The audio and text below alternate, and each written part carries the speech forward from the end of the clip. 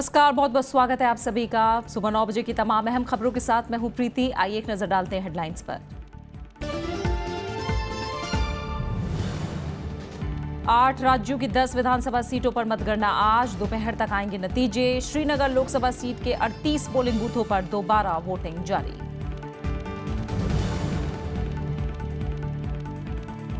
EVM पर supreme court में सुनवाई आज। विपक्ष ने राष्ट्रपति से की शिकायत। चुनाव आयोग का गड़बड़ी से इनकार।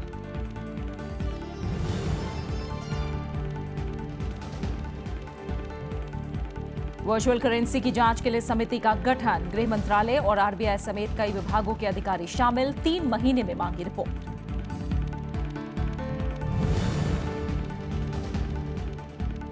नेपाल में संविधान संशोधन बिल का विरोध। स्थानीय निकाय चुनाव का बहिष्कार करेंगे मधेशी दल। भारत आएंगी राष्ट्रपति विद्या देवी भंडारी।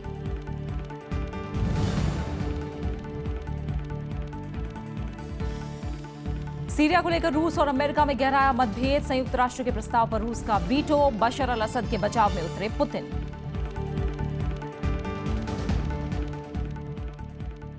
आठ राज्यों की 10 विधानसभा सीटों के लिए हुए उपचुनाव में नतीजों का ऐलान आज होगा। कड़ी सुरक्षा व्यवस्था के बीच आज वोटों की गिनती की जा रही है। जिन सीटों के लिए मतगणना हो रही है उनमें असम की धेमाजी, हिमाचल प्रदेश की धोरंज, मध्य प्रदेश की अटेर और बांधवगढ़, पश्चिम बंगाल की कांठी दक्षिण, दिल्ली के राजौरी गार्डन, राजस्थान की धौलपुर, कर्नाटक की नंजनगुड़ और गुंडलुपेट, झारखंड की लिट्टीपारा सीट शामिल है। इन सीटों पर 9 अप्रैल को मतदान हुआ था। इस दौर में धौलपुर विधानसभा सीट पर सबकी निगाहें टिकी हैं। यहां मतगणना के लिए कुल 12 टेबल लगाए गए हैं। प्रदेश की राजनीति में धौलपुर विधानसभा उपचुनाव बीजेपी सरकार के लिए इसलिए अहम है क्योंकि ये मुख्यमंत्री का गृह जिला होने से उनकी साख जाहिर तौर पर दांव पर लगी है। वहीं दिल्ली के बात करें तो राजौरी गार्डन विधानसभा उपचुनाव में बीजेपी, आम आदमी पार्टी और कांग्रेस के बीच त्रिकोणीय मुकाबला है। आम आदमी पार्टी के सामने इस सीट को बचाने की चुनौती है। राजौरी गार्डन सीट पर बीजेपी के मनजिंदर सिंह सिरसा, कांग्रेस की मीनाक्षी चंदीला और आम आदमी पार्टी के हरजीत सिंह समेत 6 प्रत्याशी मैदान में हैं।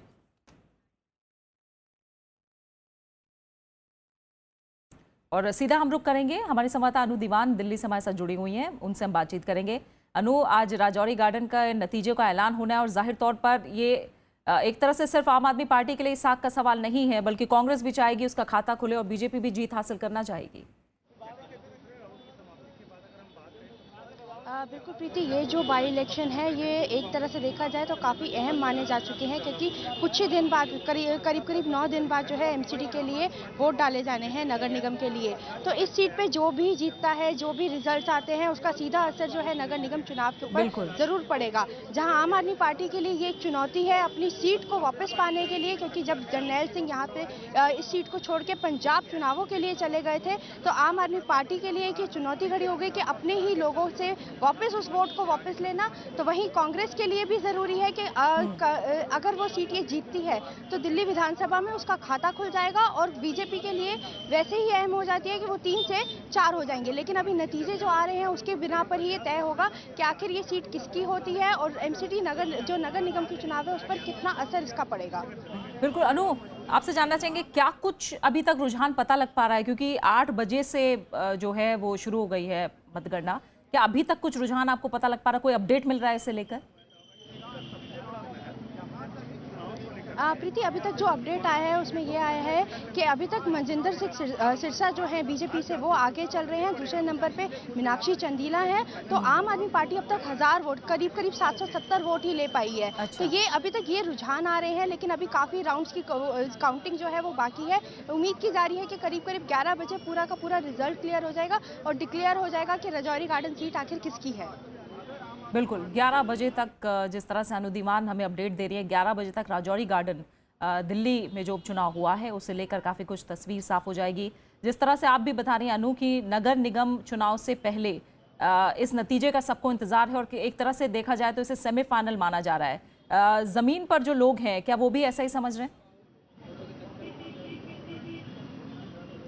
बिल्कुल प्रीति, जिस तरह से हमने पूरा ये जब ये चुनाव का ऐलान हुआ था उसके बाद जिस तरह से रोष था जनता के बीच में आम आदमी पार्टी को लेकर, क्योंकि जो आम आदमी पार्टी ने पहले वादे किए थे, पहले अरविंद केजरीवाल कहते थे कि वो दिल्ली छोड़ के नहीं जाएंगे, उन्होंने इस्तीफा दिया, उसके बाद वो दिल्ली में सीएम बने, लेकिन उसके बाद जब पंजाब चुनाव आए तो उन्होंने अपने एक कैंडिडेट, रजौरी गार्डन कैंडिडेट का ही इस्तीफा दिलवा के उनको पंजाब में भेज दिया। तो लोगों के बीच में एक ये चीज़ की आशंका ज़रूर है कि आखिर क्यों बार बार केजरीवाल यहाँ से दिल्ली से अपने विधायकों को उठा के खुद छोड़ देते हैं, कभी विधायकों को छोड़ देते हैं, तो आखिर ऐसा क्यों होता है? आखिर जनता का जो ट्रस्ट है वो इन वोटों के ऊपर जरूर पड़ता है कि हम अगर किसी को वोट कर रहे हैं तो किस ट्रस्ट के साथ कर रहे हैं कि वो 5 साल यहाँ पे रह के काम करे या फिर बीच में कोई और चुनाव आए तो वो वहाँ का रुख कर ले।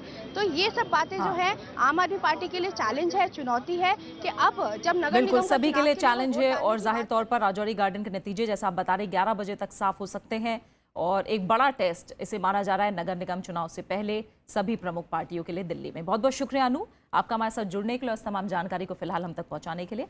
वहीं श्रीनगर लोकसभा सीट के 38 बूथों पर आज फिर मतदान हो रहा है। अलगाववादियों के लिए बंद को देखते हुए सुरक्षा के पुख्ता इंतजाम किए गए हैं। श्रीनगर बडगाम सीट पर रविवार को उपचुनाव के तहत हुए मतदान के दौरान व्यापक हिंसा भड़की थी और भीड़ ने 100 के करीब मतदान केंद्रों पर तोड़फोड़ की थी। इस दौरान 8 लोगों की मौत हुई थी। श्रीनगर उपचुनाव में राज्य के पूर्व मुख्यमंत्री फारूक अब्दुल्ला नेशनल कॉन्फ्रेंस और कांग्रेस के साझा उम्मीदवार हैं। वहीं प्रदेश में सत्तारूढ़ पीपल्स डेमोक्रेटिक पार्टी के सांसद तारिक हामिद कर्रा की सदस्यता से इस्तीफा देने के कारण यहां उपचुनाव कराया गया। वोटों की गिनती 15 अप्रैल को होगी। दूसरी तरफ केरल की मल्लपुरम लोकसभा सीट उपचुनाव के लिए कल 71% लोगों ने वोटिंग की। इसके लिए सुरक्षा के पुख्ता इंतजाम किए गए थे। इस दौरान किसी अप्रिय घटना की खबर नहीं है। सुरक्षा व्यवस्था बनाए रखने के लिए अर्धसैनिक बलों समेत 3000 सुरक्षा कर्मियों की तैनाती की गई थी। आईयूएमएल ने इस सीट के लिए केरल के पूर्व उद्योग मंत्री पीके कुन्हाली कुट्टी को मैदान में उतारा है।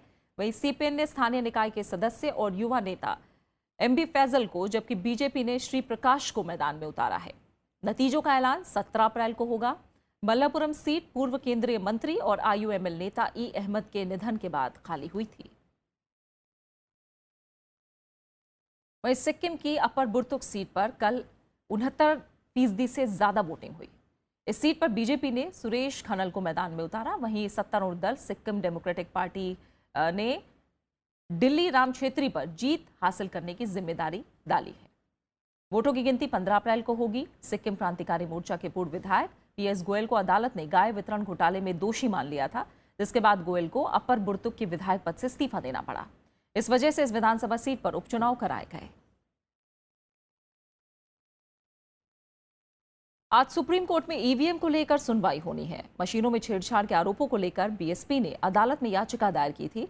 इस बीच चुनाव आयोग ने एक बार फिर छेड़छाड़ की संभावनाओं से इनकार करते हुए आरोपों को साबित करने की चुनौती दी है। आयोग ने कहा कि कोई भी आकर मशीन को हैक करके दिखाए। पीटीआई ने चुनाव आयोग के अधिकारी के हवाले से खबर दी है कि मई के पहले हफ्ते में 10 दिन के बीच कोई भी विशेषज्ञ, वैज्ञानिक, तकनीक पेशेवर आकर अलग अलग स्तर पर मशीन से छेड़छाड़ को साबित कर सकता है। चुनाव आयोग ने 2009 में भी इस तरह की चुनौती दी थी और दावा किया था कि कोई भी मशीन में गड़बड़ी नहीं कर पाया था। कांग्रेस समेत कई विपक्षी दलों के नेताओं ने कल राष्ट्रपति से मुलाकात की। उन्होंने सरकार पर संवैधानिक संस्थाओं को कमजोर करने और गैर बीजेपी राज्य सरकारों को अस्थिर करने का आरोप लगाया। विपक्ष ने लोगों की आवाज दबाने और ईवीएम मुद्दे पर राष्ट्रपति से शिकायत करके दखल की मांग की। कांग्रेस अध्यक्ष सोनिया गांधी और उपाध्यक्ष राहुल गांधी की अगुवाई में कई विपक्षी दलों के नेताओं ने बुधवार को राष्ट्रपति से मुलाकात की। इस दौरान संवैधानिक संस्थाओं में संसद की अनदेखी कर नियुक्तियां और राज्यसभा को कमजोर करने की कोशिश की ओर ध्यान दिलाया।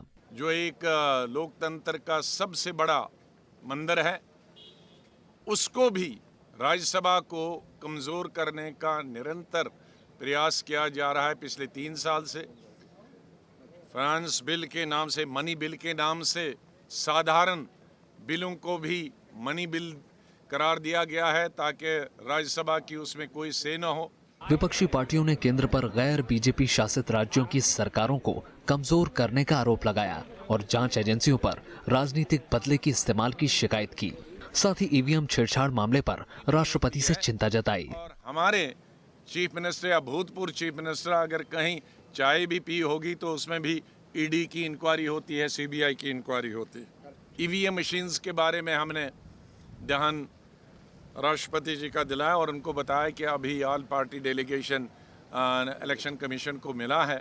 विपक्षी पार्टियों की ओर से सौंपे गए ज्ञापन में कहा गया है कि देश में भय का माहौल बनाया जा रहा है, लोकतंत्र और अभिव्यक्ति की आजादी को खतरा पैदा हो गया है। हमारे देश का लोकतंत्र खतरे में है। हर जगह धर्म का गलत इस्तेमाल किया जा रहा है और एक खौफ और डर पूरे देश में पैदा किया गया है। इसके अलावा जम्मू कश्मीर के मौजूदा हालात पर चिंता जताई गई। प्रतिनिधिमंडल में पूर्व प्रधानमंत्री मनमोहन सिंह के अलावा कांग्रेस के कई नेताओं के अलावा वाम दल, एनसीपी समेत कई विपक्षी दल शामिल थे।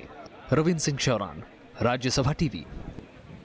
संसद की कार्यवाही कल अनिश्चितकाल के लिए स्थगित कर दी गई। इस बार बजट सत्र में लोकसभा में 100% और राज्यसभा में 90% से ज्यादा काम हुआ।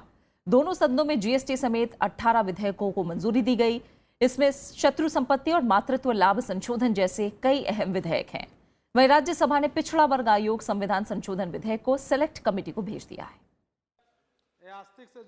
राज्यसभा का 242वां सत्र बुधवार को पूरा हो गया। इस सत्र में 136 घंटे काम हुआ। सत्र के दौरान सदन ने आम बजट और जीएसटी से जुड़े विधेयकों को चर्चा के बाद लौटाया। सदन से कुल 14 विधेयक चर्चा कर मंजूर किए गए। इसमें शत्रु संपत्ति विधेयक, मानसिक स्वास्थ्य देखभाल विधेयक, मातृत्व लाभ संशोधन विधेयक और वेतन का भुगतान संशोधन जैसे कई अहम विधेयक शामिल हैं। राज्यसभा के सभापति मोहम्मद हामिद अंसारी ने सदन में हुए कामकाज में सदस्यों के सहयोग की तारीफ की। Opportunity to thank the leader of the House, the leader of the opposition, ministers of parliamentary affairs, the leaders of various parties and groups, and the honourable members for the cooperation extended by them in the overall functioning of the House. सदन में 405 तारांकित और 4,629 अतारांकित प्रश्न के जवाब दिए गए और 33 गैर सरकारी विधेयक पेश किए गए। सत्र के दौरान सांसदों ने कई लोक महत्व के मुद्दे उठाए और 76 विशेष उल्लेख सदन में आए। इसके अलावा विभिन्न संसदीय समितियों की 153 रिपोर्ट सदन में रखी गई। Witnessed transactions of substantial legislative business. In all, the House either passed or returned 14 government bills which generated lively debates. The Union Budget 2017-18 and the working of the Ministry of Railways and GST bills were discussed at length. Lok Sabha में भी इस सत्र में 176 घंटे से ज्यादा काम हुआ और सदन ने 23 अहम विधेयक पारित किए।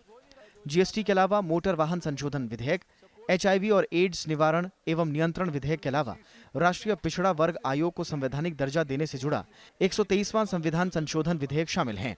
सभा ने 28 घंटे और 40 मिनट देर तक बैठकर अर्जेंट गवर्नमेंट बिजनेस भी पूरा पारित किया और यह सभी बातें अत्यंत सार्थक और उत्पादक सत्र ये रहा है। बजट सत्र के दौरान दोनों सदनों की अलग अलग 29 बैठकें हुई।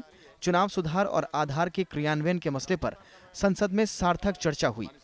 सरकार ने इस सत्र को कामयाब करार दिया और इसे कई वजहों से ऐतिहासिक करार दिया।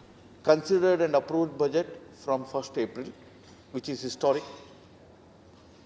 Number 2, passing of all the enabling acts of GST. Number 3,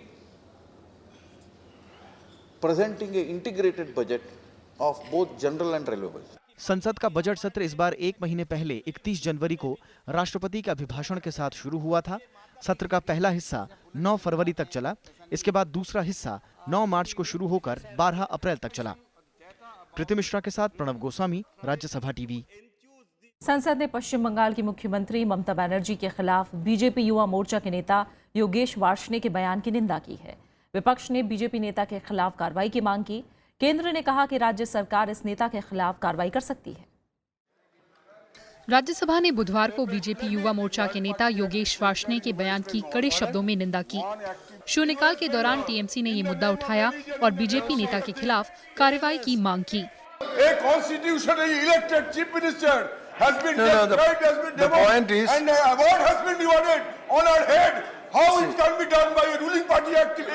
This should be condemned. BSP और समाजवादी पार्टी ने भी बयान पर कड़ी आपत्ति जताई। कांग्रेस ने प्रधानमंत्री से बयान की निंदा करने की मांग की। केवल निंदा करने से काम नहीं चलेगा। एक्शन लेना है। उनके खिलाफ भारतीय जनता पार्टी को एक्शन लेना चाहिए। ये अच्छी बात नहीं है। Throw him out of the party. How dare somebody talk like this, and especially against a woman? Such a serious issue. Okay. Where a BJP leader has made such a statement. No. At least the Prime Minister should convey on his official Twitter handle. Lok Sabha में भी TMC ने ये मुद्दा उठाया और बयान को धमकी भरा बताया। टीएमसी को दूसरे दलों का भी साथ मिला। This issue is condemnable because Mamata Banerjee is not only the elected Chief Minister of West Bengal, former member of this house, she is also one who has come up from the ranks, from the grassroots. ऐसे लोगों के एक strong message government के ओर से जाना चाहिए। अगर कोई भी अगर ऐसी आवाज उठाएंगे तो उसकी आवाज कानून के ओर से बंद किया जाएगा। संसदीय कार्य मंत्री अनंत कुमार ने कहा कि सरकार और बीजेपी ऐसे बयानों की पूरी तरह से निंदा करती है। सुश्री ममता बनर्जी एक चुने हुए मुख्यमंत्री है, उनका सम्मान होना चाहिए और ऐसे किसी कारण से भी ऐसे बयान आए उसका हम पूरा निंदा करते हैं और खंडन करते हैं। पूरी राजनीति में ये जिस तरीके से आजकल बोलने की पद्धति हो गई है, इट इज वेरी रॉन्ग।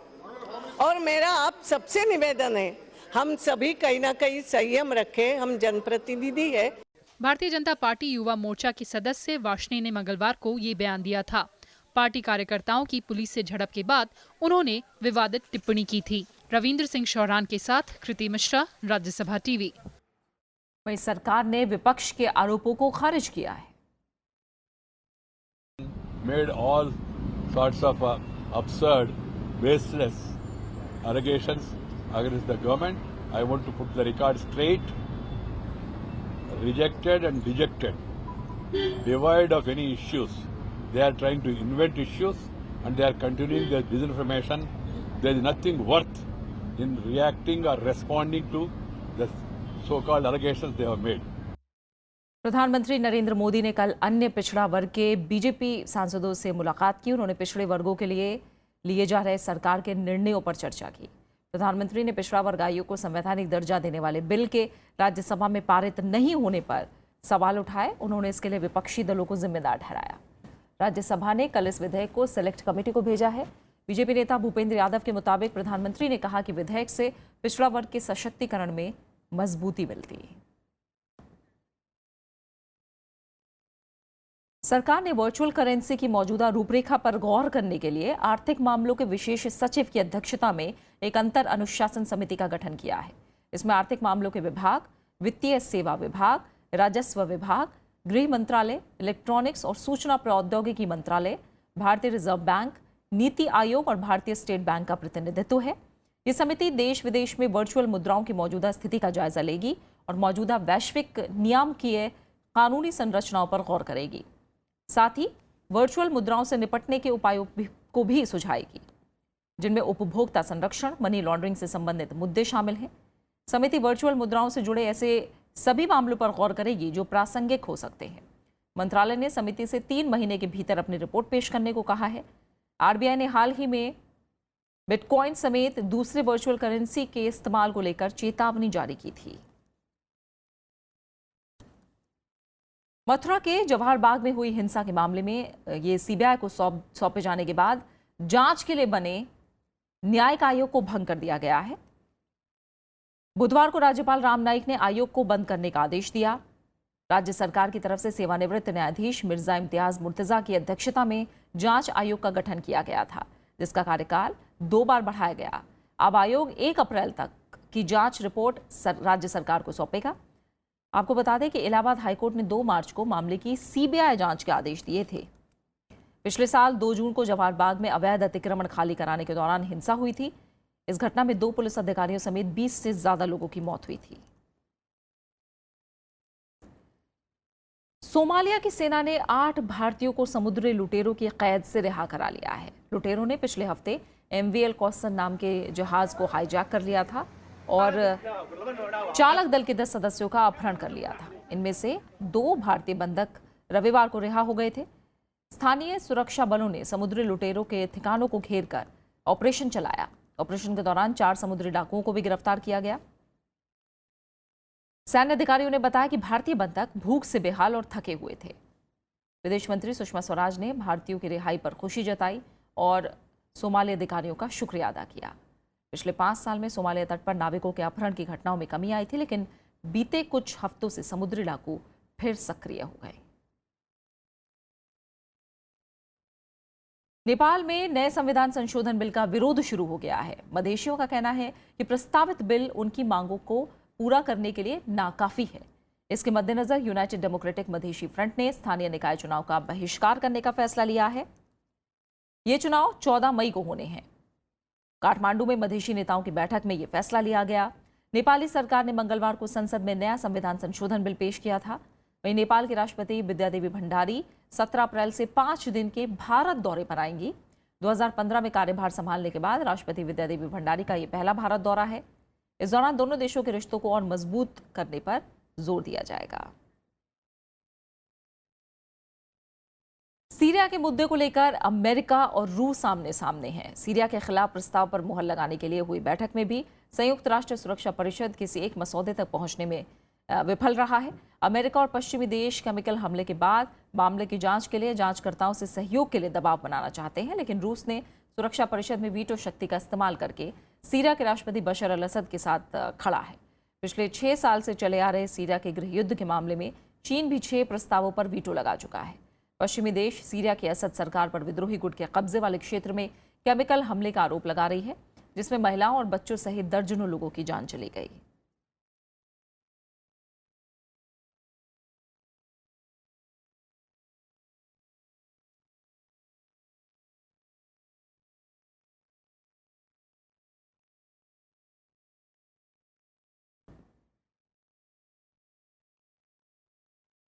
और आइए अब बात मौसम की करते हैं। बढ़ती गर्मी ने लोगों को बेहाल कर दिया है। उत्तर भारत के साथ साथ दक्षिण भारत में भी झुलसा देने वाली गर्मी पड़ रही है। राजधानी दिल्ली के ज्यादातर इलाकों में पारा 40 डिग्री के ऊपर चला गया है। चेहरा ढकती लड़की, गन्ने का रस पीते लोग। गर्मी से बचने के लिए लोग हर कोशिश कर रहे हैं। लगातार बढ़ते तापमान ने लोगों की मुश्किलें बढ़ा दी हैं। धूप तीखी हो चुकी है तो लू की थपेड़े शरीर को झुलसा रही हैं। दोपहर में सड़कों पर सन्नाटा ही पसरा नजर आता है। गर्मी से बच्चों को भी काफी दिक्कत का सामना करना पड़ रहा है। उमस भरी गर्मी ने लोगों को बेहाल करके रख दिया है। झुलसाती गर्मी से चश्मे और टोपियों की बिक्री में इजाफा हुआ है। बहुत गर्मी है, सिर दुखता है, ऐसे बेचैनी सी लगती है। उतना टाइम रात को भी ऐसे नींद नहीं आती, इतनी गर्मी हो गई है आजकल। आज भी हम एक्सपेक्ट करते हैं कि नेक्स्ट 24 आवर्स के लिए जो सीवियर हीट वेव है वो रहेगा over this some parts of at few places Saurashtra, Kutch and south Gujarat को, एंड एक आइसोलेटेड प्लेसेस नॉर्थ गुजरात के डिस्ट्रिक्ट को भी रहेगा। राजधानी दिल्ली के कई इलाकों में पारा 40 डिग्री से पार चला गया है। गुजरात के अहमदाबाद में 42 डिग्री तापमान दर्ज किया गया। बिहार में भी मौसम के मिजाज गर्म हैं। यहाँ गया में सबसे ज्यादा 39.7 डिग्री सेल्सियस टेम्परेचर रहा। इंसान ही नहीं, जानवर भी गर्मी से बेहाल हैं। इन्हें गर्मी से बचाने के लिए चिड़ियाघरों में खास इंतजाम किए गए हैं। Particularly this in summer, white tiger and some certain birds are more prone to this summer stress. So we are making elaborate arrangement to combat the temperature of the animals and birds and reptiles. मौसम विभाग के मुताबिक अभी गर्मी से राहत की उम्मीद कम है। आने वाले दिनों में गर्मी के तेवर और कड़े होने की संभावना है। Bureau report, Rajya Sabha TV. खेल जगत से अहम खबर है। ओलंपिक रजत पदक विजेता पीवी सिंधु ने सिंगापुर ओपन बैडमिंटन टूर्नामेंट के प्री क्वार्टर फाइनल में जगह बना ली है। सिंधु ने पहले दौर में जापान के खिलाड़ी नोजोमी ओकुहारा को मात दी। सिंधु ने ओकुहारा को 10-21, 21-15, 22-20 से हराया। दोनों के बीच 1 घंटे 2 मिनट तक रोमांचक मुकाबला चला। वहीं अब प्री क्वार्टर फाइनल में आज सिंधु का मुकाबला इंडोनेशिया की फित्रियानी से होगा। उधर बात पुरुष सिंगल्स की करें तो बी साई प्रणीत भी प्री क्वार्टर फाइनल में पहुंच गए हैं। प्रणीत ने डेनमार्क के एमिल होस्ट को 17-21, 21-7, 21-19 से शिकस्त दी। प्री क्वार्टर फाइनल में आज प्रणीत की टक्कर चीन के खिलाड़ी क्वाओ बिन से होगी। आज पूरे देश में बैसाखी का त्योहार धूमधाम से मनाया जा रहा है। पंजाब और हरियाणा में ये त्योहार बड़े ही हर्षोल्लास से मनाया जाता है। इस पर्व को देश के अलग अलग इलाकों में किसी न किसी रूप में मनाया जा रहा है। तमिलनाडु में लोग इस दिन को नए साल की शुरुआत के तौर पर मनाते हैं और इसे पुथांदू के नाम से जानते हैं। असम में आज का दिन बिहू के तौर पर मनाया जाता है। तो केरल में इस दिन धान की बुआई का काम शुरू होता है। यहाँ इसे मलयाली न्यू ईयर विशु के नाम से पुकारा जाता है। पारंपरिक नववर्ष की शुरुआत और देश भर में फसल कटाई के मौसम के अवसर पर ये मनाया जाने वाला त्योहार सबके लिए शांति, प्रगति और समृद्धि लाने का प्रतीक होता है।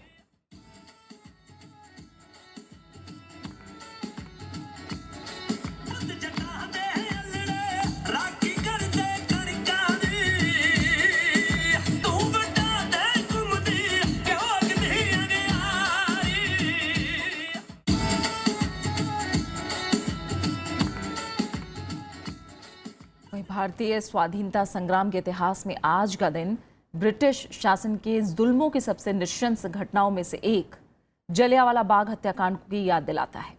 1919 में आज ही के दिन ब्रिटिश सेना के जनरल डायर के आदेश पर अमृतसर के जलियांवाला बाग में सैकड़ों भारतीयों को मौत के घाट उतार दिया गया था। बैसाखी के दिन हजारों लोग रॉलेट एक्ट और राष्ट्रवादी नेताओं सत्यपाल और डॉक्टर सैफुद्दीन किचलू की गिरफ्तारी के विरोध में जलियांवाला बाग में इकट्ठा हुए, लेकिन जनरल रेजिनल डायर ने अंधाधुंध गोलीबारी करके इनमें से सैकड़ों लोगों की जान ले ली। सरकारी आंकड़ों में मरने वालों की संख्या 379 बताई गई, लेकिन कई इतिहासकार मानते हैं कि इस हत्याकांड में करीब 1500 लोग मारे गए। और अब बात एक खास शख्सियत की। गुजरे जमाने के मशहूर अभिनेता बलराज साहनी जी की आज पुण्यतिथि है। 1913 में रावलपिंडी में जन्मे बलराज साहब को आज़ादी के दौर के बेहतरीन कलाकारों में गिना जाता है। आइए याद करते हैं बलराज साहब को उनके शानदार अभिनय की कुछ खास झलकियों के साथ। कामचोर थे सब। इंसान मेहनत करे तो क्या नहीं हो सकता। पंडित जी, किस्मत हथेली में नहीं इंसान के बाजुओं में होती है। इंसान अपना मुकद्दर खुद बनाता है। बलराज साहनी ने एक्टिंग का सपना तो बचपन में ही पाल लिया था, लेकिन इस राह में कई चुनौतियां थीं। रावलपिंडी से पढ़ाई पूरी करने के बाद वो बीबीसी के हिंदी अनाउंसर के तौर पर लंदन तो चले गए, लेकिन एक्टिंग से दिल लगा बैठे। बलराज का वहाँ दिल न लगा और 1943 में भारत लौट आए और इंडियन पीपल्स थिएटर यानी इप्टा के लिए प्ले करने लगे। हो के मजबूर मुझे। इस बीच 1946 में निर्देशक के.ए. अब्बास की नजर बलराज पर पड़ी और उन्हें इंसाफ और धरती के लाल के लिए साइन कर लिया। हालांकि बलराज साहनी को असली पहचान मिली 1953 में आई बिमल रॉय की फिल्म 2 बीघा जमीन से। गंगा आए कहाँ से, गंगा जाए कहाँ रे लहरा। 1953 से 1964 के दौरान बलराज साहनी ने सट्टा बाजार, नौकरी, छोटी बहन और काबुली वाला जैसी कई बेहतरीन फिल्में की। मेरे प्यारे वतन है मेरे बिछड़े चमन, तुझ पे दिल कुर्बान। 1965 में आई फिल्म वक्त में बलराज ने जबरदस्त एक्टिंग की और फिल्म जगत के बड़े कलाकारों में गिने जाने लगे। ऐ मेरी ज़ोहरत भी तुझे मालूम नहीं, तू अभी तक है हंसी और मैं जवान। उम्र के आखिरी पड़ाव पर 1973 में उन्होंने देश विभाजन की पृष्ठभूमि पर आधारित फिल्म गर्म हवा की, लेकिन फिल्म की रिलीज के अगले ही दिन बलराज साहनी इस दुनिया से रुखसत हो गए। अपनी ट्रेड की हालत देखिए, कितने जूते वाले रातों रात पाकिस्तान भाग गए, कितना रुपया डूब गया बैंक का। जो भागे हैं उनकी सजा उन्हें क्यों दी जाए जो न भागे हैं और न भागना चाहते हैं। Bureau report, Rajya Sabha TV. और अब आखिर में हेडलाइंस। 8 राज्यों की 10 विधानसभा सीटों पर मतगणना जारी। दोपहर तक आएंगे नतीजे। श्रीनगर लोकसभा सीट के 38 पोलिंग बूथों पर दोबारा वोटिंग। ईवीएम पर सुप्रीम कोर्ट में सुनवाई आज। विपक्ष ने राष्ट्रपति से की शिकायत। चुनाव आयोग का गड़बड़ी से इनकार।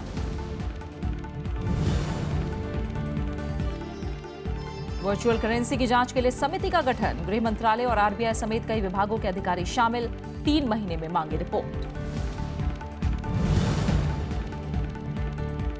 नेपाल में संविधान संशोधन बिल का विरोध, स्थानीय निकाय चुनाव का बहिष्कार करेंगे मधेशी दल, भारत आएंगी राष्ट्रपति विद्या देवी भंडारी।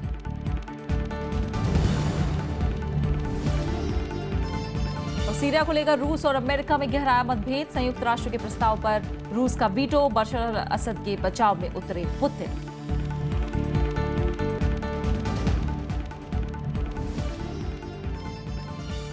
और फिलहाल इस बुलेटिन में इतना ही, आगे देखिए देश देशांतर।